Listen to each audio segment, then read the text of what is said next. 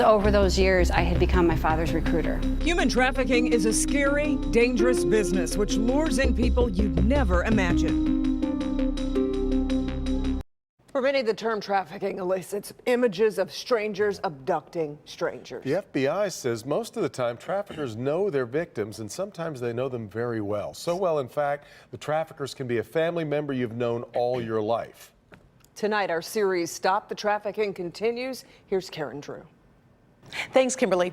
Amy Joy grew up in Macomb County and is the founder of Restoration Place. It's a home devoted to helping trafficking survivors get their lives back. She's a social worker and an educator who teaches medical health care professionals and others about trafficking and what to look out for when trying to identify victims. She does all of this because she has her own history in the lifestyle, her own survivor story.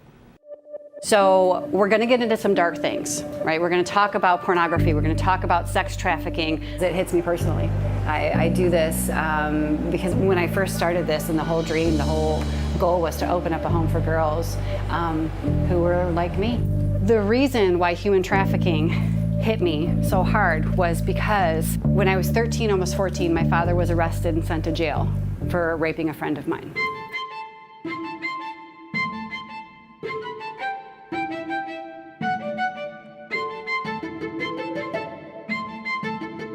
He made it sound like after a while, like she had seduced him.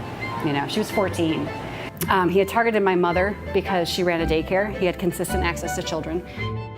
The reason human trafficking hit me, again, was not because of the trade piece. It was because over those years, I had become my father's recruiter.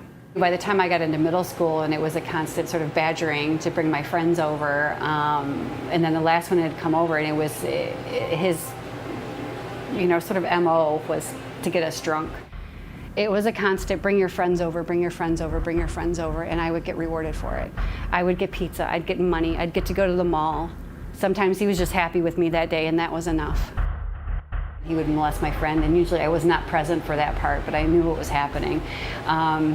The last time he had done that, and he had raped my friend, I saw him carry her, into his room. And the next morning, she just confirmed everything, and I thought, oh my gosh. I got a phone call from CPS, and the CPS worker said, well, do you know your father's been arrested today? I said, well, no. They said, well, pack a bag and give us a name and number of someone we can call to come pick you up. So the only people I was close to were my grandparents, and I didn't want them knowing anything about this. This was a very shame-filled thing for me, so I gave them a name and number of friends and family we hadn't seen in quite a while. They came and picked me up, but here's the thing, because they knew my father for years and years and years and years and years, they couldn't possibly believe that he had done any of these things.